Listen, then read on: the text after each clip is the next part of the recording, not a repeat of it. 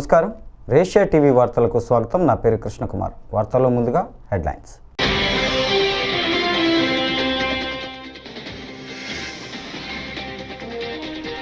మోడీ ఇచ్చే హామీలు నిజం కాదు, ఢిల్లీ మాజీ సీఎం అతిశీ.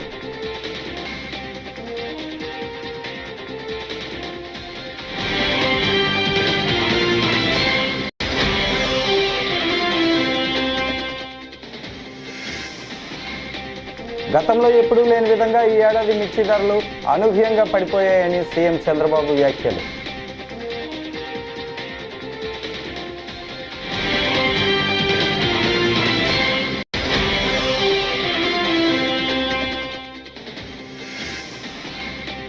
డెబ్బై 75% మేర మిర్చి కొనుగోళ్లకు కేంద్రం అంగీకారం, రామ్మోహన్ నాయుడు.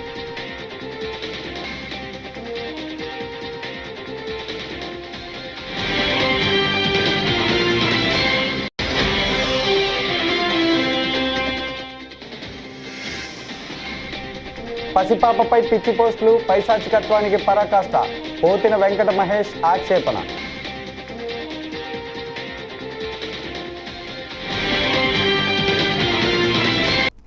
ఇక డీటెయిల్స్ చూస్తే, మోడీ ఇచ్చే హామీలు నిజం కాదని ఢిల్లీ మాజీ సీఎం అతిశీ తెలిపారు. నిన్న ఢిల్లీ కేబినెట్ తొలి భేటీ జరిగింది. మోడీ గ్యారంటీలు నిజమే అయితే కేబినెట్లో మహిళలకు నెలకు 2500 ఇచ్చే పథకంపై సీఎం రేఖా గుప్తా నిర్ణయం తీసుకోవాలి, కానీ అలా జరగలేదు. మోదీ హామీలు నిజమైనవి కాదని, కేవలం వాక్చాతుర్యమేనని సీఎం నిరూపించారు అని పేర్కొన్నారు. और कल शाम को 7 बजे भारतीय जनता पार्टी की दिल्ली सरकार की पहली कैबिनेट की बैठक हुई. अगर मोदी जी की गारंटी होती तो पहली कैबिनेट की बैठक में 2500 रुपए महिलाओं को देने की स्कीम पारित होती.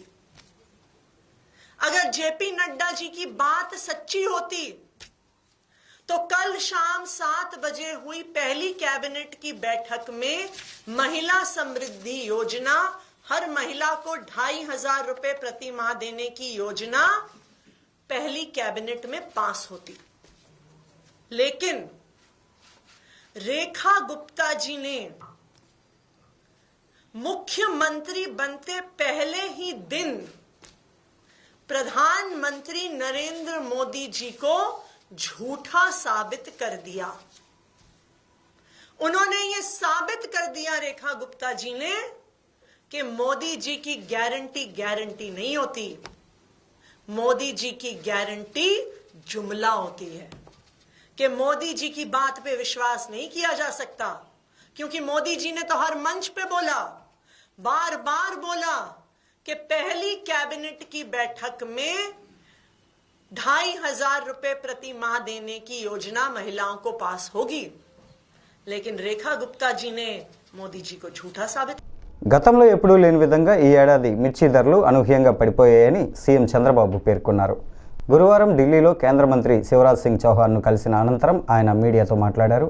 ఈ ఏడాది విదేశాల్లో డిమాండ్ తగ్గడం వల్ల మిర్చి రైతులు చాలా నష్టపోయే పరిస్థితి వచ్చిందన్నారు.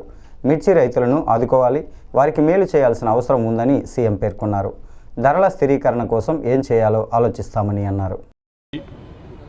ఇప్పటికే 4 లక్షల మెట్రిక్ టన్నులు మార్కెట్కి వచ్చింది. అయితే ఈరోజు ఈ పంట వేసేవాళ్ళు 4 లక్షల దగ్గర 5 లక్షల ఎకరాలు ఈ పంట వేస్తున్నారు. ఈ సంవత్సరం ఎప్పుడూ లేనంత రేట్లు పడిపోయే పరిస్థితి వచ్చింది. పోయిన సంవత్సరం ఇంటర్నేషనల్ మార్కెట్లు కూడా బాగుండడం, దానివల్ల రైతులకు కూడా కొంతవరకు ధర వచ్చింది. అయితే అనూహ్యంగా ఈ సంవత్సరం వేరే దేశాల్లో డిమాండ్ తగ్గడం మన రైతులకు చాలా నష్టపోయే పరిస్థితి వచ్చింది. ఆ విషయమే మంత్రి గారికి చెప్పాను. ఎట్టి పరిస్థితుల్లో రైతులను ఆదుకునే బాధ్యత మన మీద ఉంది. రైతులను ఆదుకోవాల్సిన అవసరం ఉంది. ఏదైతే ఏ విధంగా ఆదుకోవాలనో వారికి అంతా కూడా సజెషన్స్ ఇచ్చాం. మామూలుగా అయితే ఎంఐఎస్ కింద మార్కెట్ ఇంటర్వెన్షన్ స్కీమ్ కింద 25% ఇంటర్వ్యూన్ అవుతారు. అది కూడా రేట్ ఎస్టాబ్లిష్ చేయడంలో ఐసీఏఆర్ ఏదైతే ఉందో ఆ వ్యవస్థ ఎస్టాబ్లిష్ చేశారు. వాళ్ళు కూడా ప్రాక్టికల్ రేట్ కాకుండా ఆంధ్రప్రదేశ్లో ఉండే కాస్ట్ ఆఫ్ కల్టివేషన్ తీసుకోకుండా వాళ్ళు ఒక రేట్ ఇచ్చే పరిస్థితికి వచ్చారు. అవన్నీ సరిచేయాలని చెప్పాను. రేపు ఒక మీటింగ్ పెట్టుకొని మళ్ళీ మాకు ఒక ఇన్ఫర్మేషన్ ఇస్తూ ఉంటున్నారు.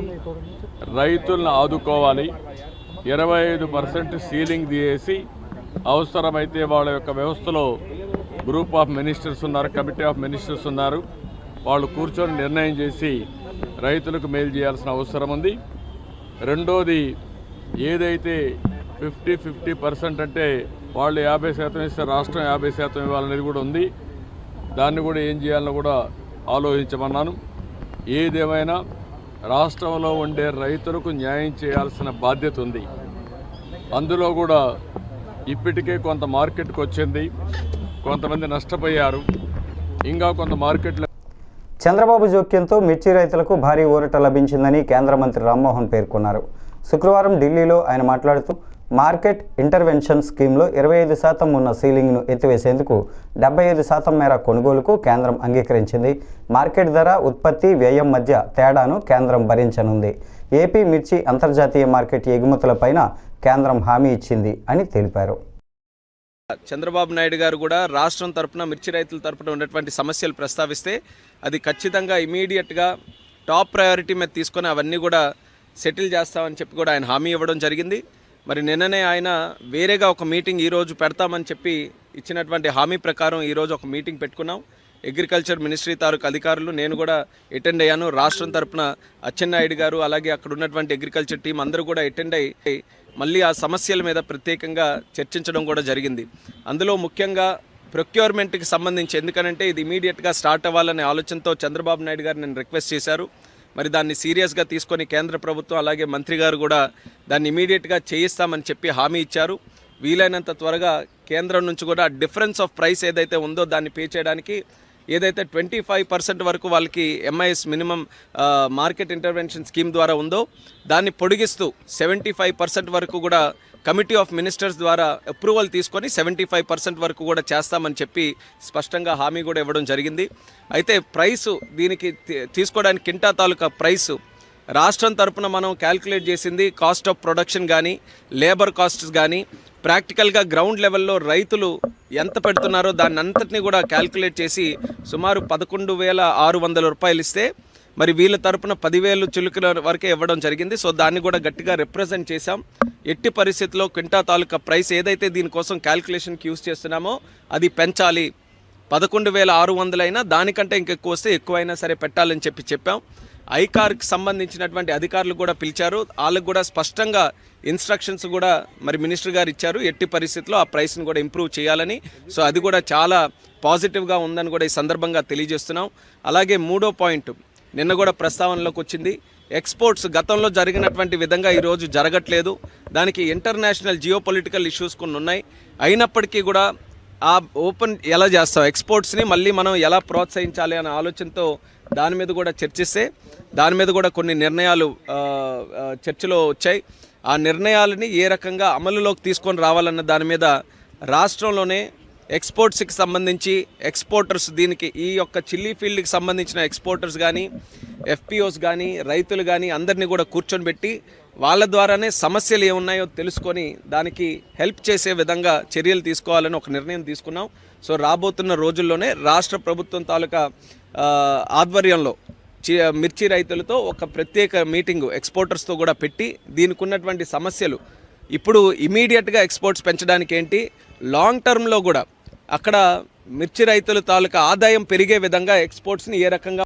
తమకిష్టం లేని పార్టీని, తమకు నచ్చని వ్యక్తులను ఎవరైనా అభిమానిస్తే ఊరుకునేది లేదు అన్నట్లుగా అధికార తెలుగుదేశం, జనసేన పార్టీలు సోషల్ మీడియాను అడ్డం పెట్టుకుని కక్ష సాధింపులకు దిగుతున్నాయని వైఎస్ఆర్సీపీ నేత పోతిన మహేష్ ఆక్షేపించారు.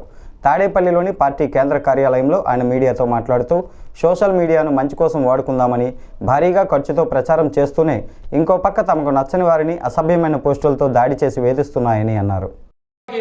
చివరికి కుటుంబాల వరకు తీసుకెళ్లి ఇప్పుడు చిన్న చిన్న పిల్లల్ని కూడా వదలకుండా మానసికంగా వేధించేటువంటి ఘటనలకి ఈ రోజున ఈ కూటమి ప్రభుత్వం తెరలేపింది. కూటమి ప్రభుత్వం తెరలేపింది.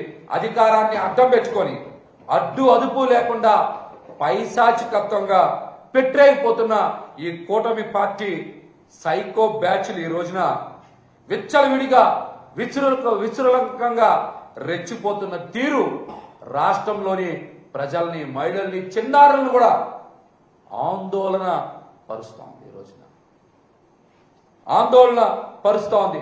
పసిబిడ్డలను కూడా లక్ష్యంగా చేసుకొని సోషల్ మీడియాలో వేధింపులకి దిగుతా ఉన్నారంటే వీళ్ళ యొక్క మానసిక పరిస్థితి ఏ విధంగా ఉందో మనందరం కూడా అర్థం చేసుకోవచ్చు.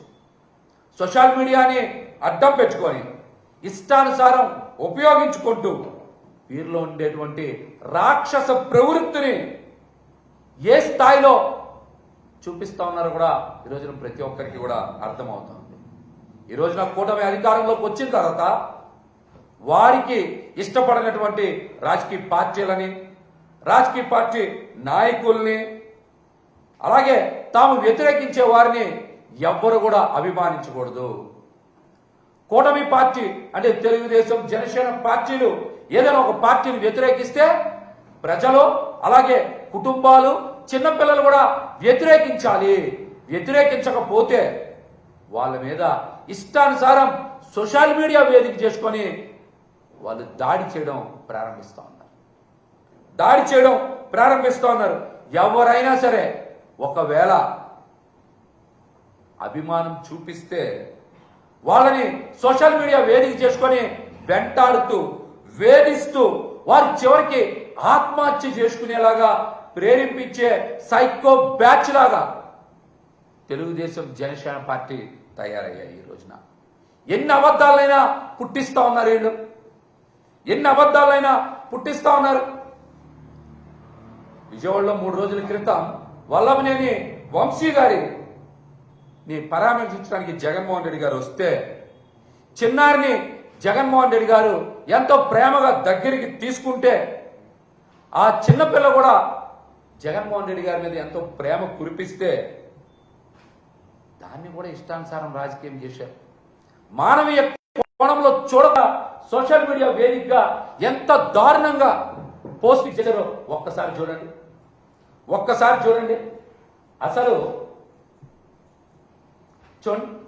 అసలు ఆ ఫేస్బుక్ ఐడి చూడగలమా? మనం పేరైనా చదవగలమా? చూడండి, ఆ ఫేస్బుక్ ఐడి పేరైనా చదవగలమా?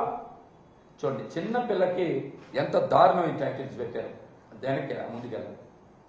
ఇక్కడ చూడండి, ఇవి జర్నలిజం విలువలు అంటారా? చెప్పమనండి, జర్నలిజం విలువలు అంటారా? ఒక డెప్యూటీ స్పీకర్ అయ్యి శాసన వ్యవస్థ నడుపుతా ఎలా ఒక పసిపిల్లని ఎంత దారుణంగా హింసించేలాగా రఘురామకృష్ణరాజు గారు అక్కడ నటన చూపిస్తున్నారు. చూడండి, ఈ జర్నలిజం విలువలు అంటారా?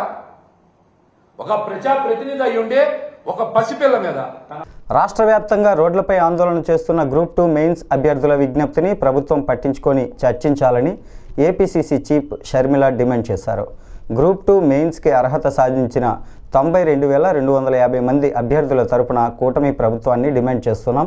నోటిఫికేషన్ రోస్టర్ విధానంలో తప్పులు ఉన్నాయని, అభ్యర్థులు తీవ్ర ఆందోళనలో ఉన్నారు అని వారికి న్యాయం చేయాలని షర్మిల ట్వీట్ చేశారు. జీవితాలండి ఇది.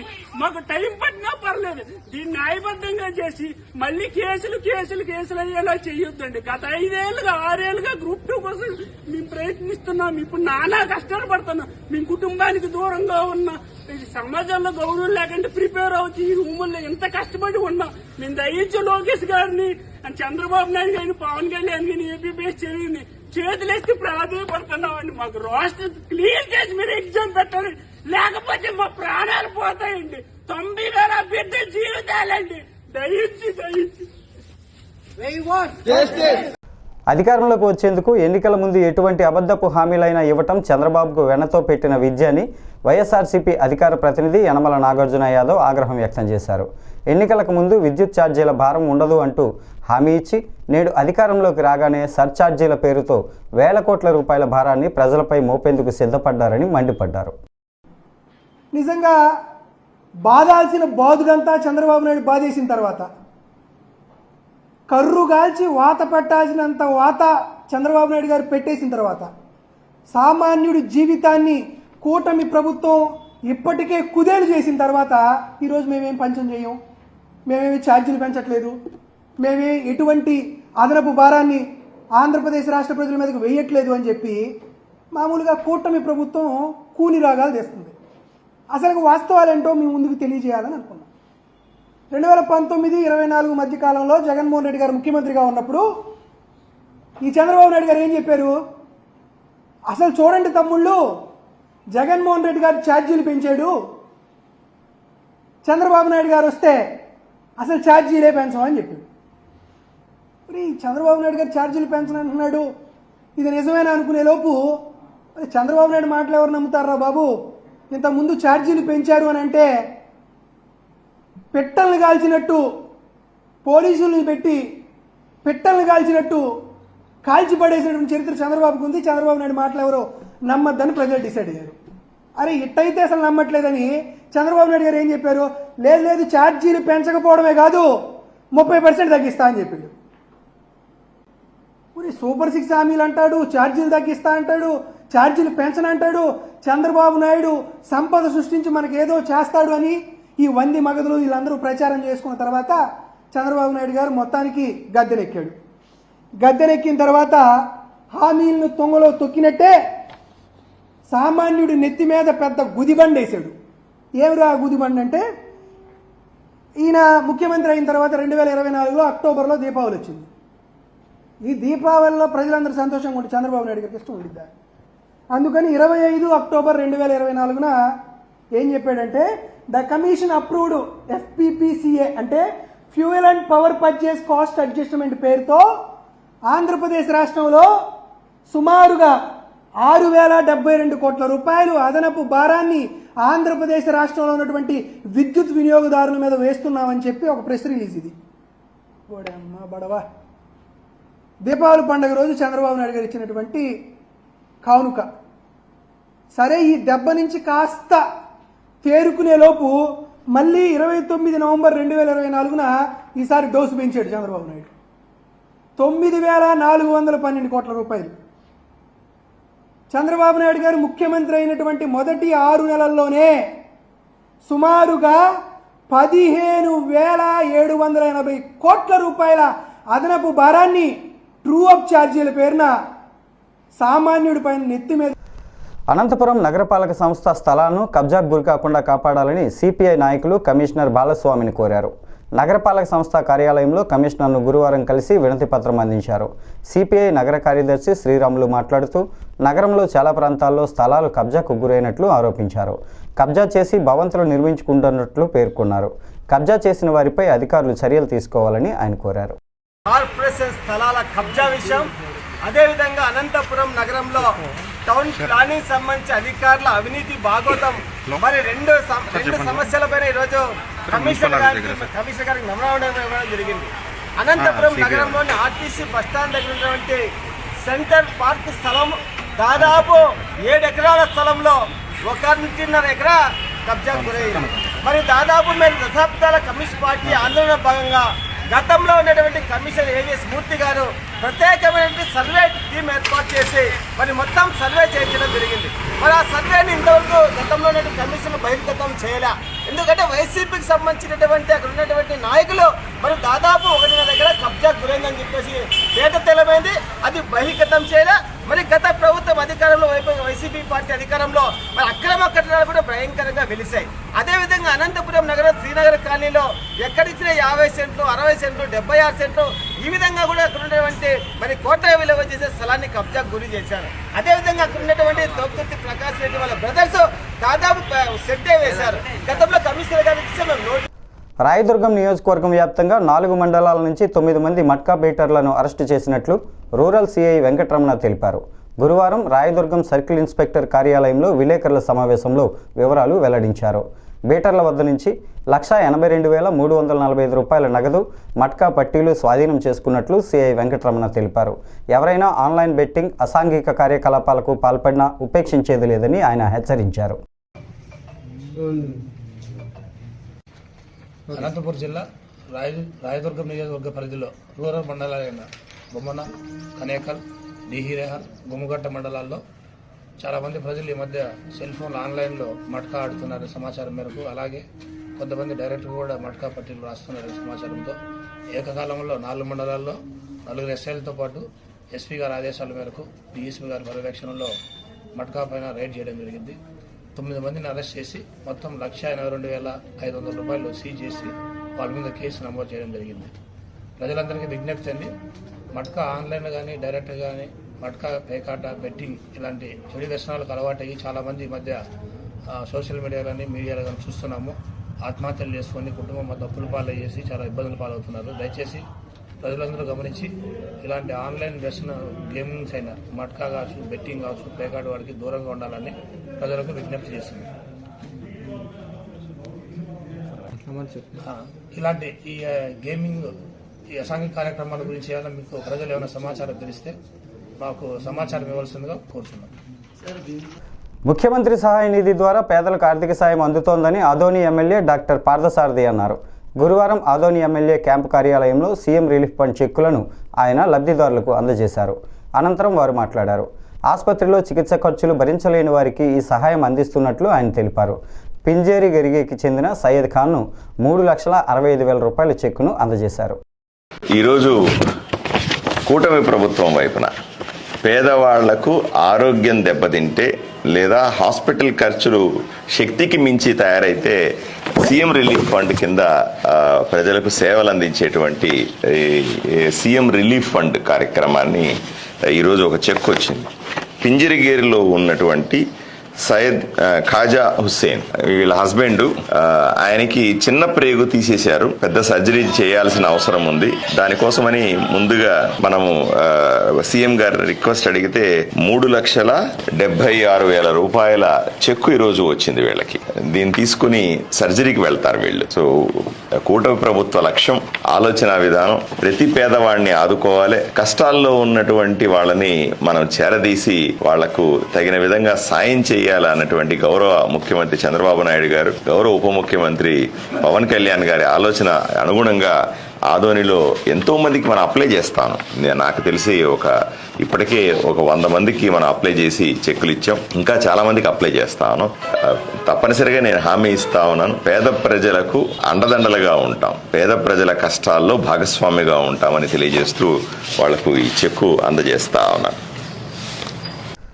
మోపిదేవిలో ఎమ్మెల్సీ కూటమి అభ్యర్థి ఆలపాటి రాజా విజయాన్ని కోరుతూ రాష్ట్ర స్వచ్ఛ కార్పొరేషన్ చైర్మన్ కొమ్మిరెడ్డి పట్టాభి గురువారం కూటమి నాయకులతో కలిసి ఎన్నికల ప్రచారాన్ని నిర్వహించారు. పట్టభద్రుల ఇంటికి వెళ్లి ఉమ్మడి కృష్ణా, గుంటూరు జిల్లాల ఎమ్మెల్సీ అభ్యర్థి ఆలపాటి రాజేంద్ర ప్రసాద్కు మొదటి ప్రాధాన్యత ఓటు వేసి గెలిపించాలని పట్టాభి కోరారు. ఆయన వెంట మోపిదేవి మండల కూటమి నాయకులు పాల్గొన్నారు.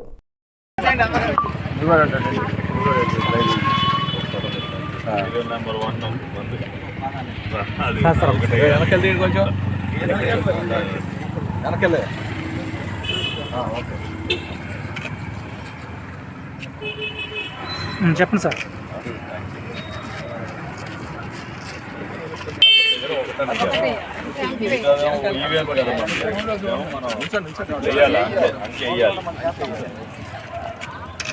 చెప్పండి సార్, చెప్పండి. ఆలపాటి రాజా గారు మన క్యాండిడేట్, ఉమ్మడి అభ్యర్థి, మొదటి ప్రాధాన్యత ఓటు వేసి గెలిపించారు సీరియల్ నెంబర్ 1 దగ్గర. సార్ ఒకసారి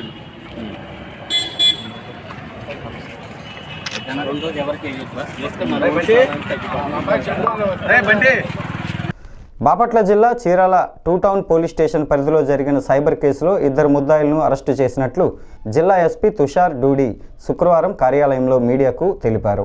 2024 డిసెంబర్లో ప్రభుత్వ స్కీముల పేరిట అంగన్వాడీ కేంద్రాల పరిధిలో ప్రజలను మోసం చేసి లక్షల రూపాయలు కొల్లగొట్టిన సైబర్ నేరగాళ్లను ఢిల్లీలో అరెస్టు చేసినట్లు తెలిపారు. ఈ కేసులో లోతైన విచారణ చేస్తున్నట్లు ఎస్పీ అన్నారు. గత సంవత్సరం డిసెంబర్ నెలలో మన చీరాల 2 టౌన్ స్టేషన్ పరిధిలో ఒక సైబర్ క్రైమ్ రిజిస్టర్ అయింది. మీరందరూ మీడియా మిత్రులు కూడా దాంట్లో బాగా కవర్ చేశారు. ఆ క్రైమ్ నెంబర్ 286/24 కింద రిజిస్టర్ చేయడం జరిగింది. దాంట్లో ఏంటంటే కొంతమంది ముద్దాయిలు మన దగ్గర ఉన్న అంగన్వాడీ వర్కర్స్కి కాల్ చేసుకొని మేము ప్రభుత్వం తరఫు నుండి హెల్త్ డిపార్ట్మెంట్ నుండి మాట్లాడుతున్నాము, ఒక కొత్త పథకం లాంచ్ చేయడం జరిగింది, జనని సురక్ష పథకంలో దానికింట ఆనరబుల్ సీఎం గారు ఒక 70 lakh వరకు కార్పస్ ఫండ్ పెట్టుకొని ప్రెగ్నెంట్ ప్లస్ లాక్టేటింగ్ మదర్స్కి స్పెషల్ స్కీమ్ కింద లాంచ్ చేశారు. అది చెప్పేసేసి వాళ్ళ దగ్గర నుండి వాళ్ళ పరిధిలో ఉన్న డీటెయిల్స్ కలెక్ట్ చేయడం జరిగింది. అది ఇచ్చిన తర్వాత ఆ విక్టిమ్స్కి వాళ్ళు కాల్ చేశారు, సేమ్ మెమోలు వాళ్ళకి అడిగారు, మీకు ఒక 2-3 lakhs వరకు వస్తుంది, ఫస్ట్ ఇన్స్టాల్మెంట్ మేము 70,000 వరకు ఇస్తాము, దాని రిలేటెడ్ మీరు కొన్ని డీటెయిల్స్ మాకు షేర్ చేయాలి, మీ యూపీఐ ఐడీస్ అంతా డీటెయిల్ ఇవ్వాలి. ఆ యూపీఐ ఐడీస్ ఇచ్చిన తర్వాత వీడియో కాల్లో స్క్రీన్ షేర్ చేసుకొని వాళ్ళు యూపీఐ బ్యాలెన్స్ చెక్ చేశారు. మినిమం బ్యాలెన్స్ 3,000 ఉండాలి చెప్పేసి ఆ బ్యాలెన్స్ చెక్ చేసుకొని సరే కన్ఫర్మ్ అయింది, మీకు పేమెంట్ వస్తుంది, ఒక లింక్ పెట్టాము, అది క్లిక్ చేయండి చెప్పేసి లింక్ పంపించారు. కానీ ఆ లింక్ ఆన్లైన్ మన షాపింగ్ యాప్స్ బ్లింకిట్ ఇలాంటి యాప్స్లో ఒక ఆర్డర్ పెట్టుకొని వాళ్ళు లింక్స్ పంపించారు. సో ఆ లింక్ క్లిక్ చేస్తే వెంటనే వాళ్ళు యూపీఐ అకౌంట్స్లో ఉన్న డబ్బు మొత్తం ఖాళీ అయిపోయాయి. అండ్ ఆల్మోస్ట్ 4 విక్టిమ్స్ దాంట్లో మన దగ్గర ఉన్నారు. ఆ కేసులో లాస్ట్ అమౌంట్ వాజ్ అరౌండ్ 1,60,000. అది జరిగిన తర్వాత ఒక మన డిఎస్పి చీరాల మోయిన్ గారు ప్లస్ ఇక్కడ హెడ్ క్వార్టర్లో ఉన్న టీమ్స్ మన సైబర్ సిఐ గారు, ఎస్ఐ గారు రసూల్ ఆధారంలో ఒక టీం ఫామ్ చేయడం జరిగింది. చాలా టెక్నికల్గా ఇన్వెస్టిగేషన్ చేసిన తర్వాత మాకు ఢిల్లీలో కొన్ని క్లూస్ వచ్చాయి. అక్కడ వెళ్ళిన మేము ఒక జతిన్ని అప్రిహెండ్ చేయడం జరిగింది. అతన్ని త్వరగా ఇంట్రోగేషన్ చేసిన తర్వాత మా దృష్టిలో ఏం వచ్చింది, అక్కడ కొంతమంది ఒక ఫ్లాట్లో పంజాబీ బాగ్ ఏరియాలో ఒక కాల్ సెంటర్ లాంటి నడుపుతున్నారు. ఈ వార్తలు ఇంతటితో సమాప్తం. నమస్కారం.